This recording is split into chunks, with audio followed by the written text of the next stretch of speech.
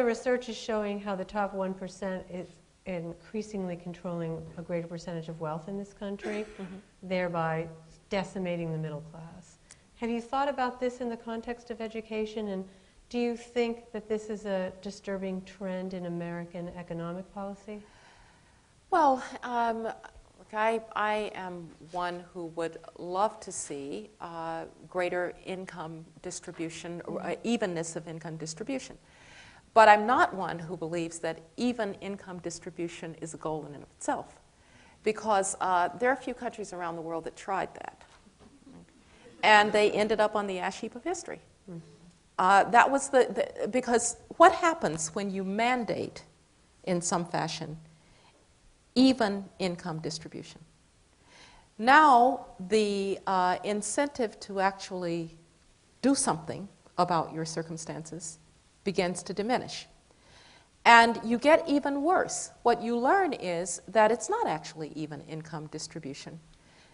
The 1% is now simply the political class, right? So if you're Leonid Brezhnev, it's not your wealth, it's that you're General Secretary of the Communist Party.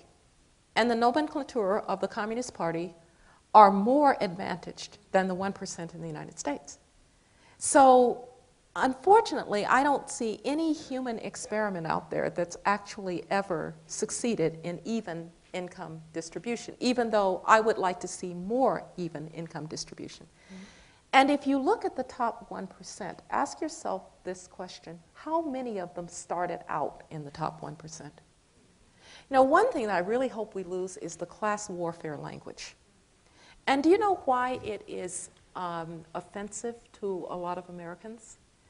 Because a lot of those people who ended up in the top 1 or 2 or 3% started out sweeping floors to make it through Harvard.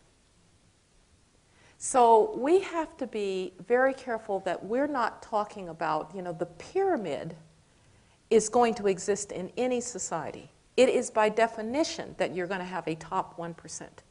It's by definition. So the question is, how permeable is that wall to the top 1% or 10% or 50%, and how impermeable is it, how stuck are you if you're in that bottom 30%? And what troubles me right now is not the top 1%. Let them. What troubles me is the number of people that can't get out of the bottom 30%. And so I think if you think about it in that way instead, the term elite has gotten a kind of bad connotation, yes. right? Mm-hmm. But if I look at the elite in the United States, you and I are probably considered part of the elite, right? Yes. My parents never made more than $60,000 a year in their entire lives. So how permeable are class distinctions in the United States? I think that's what we need to worry about. And what is the role of education in making them permeable?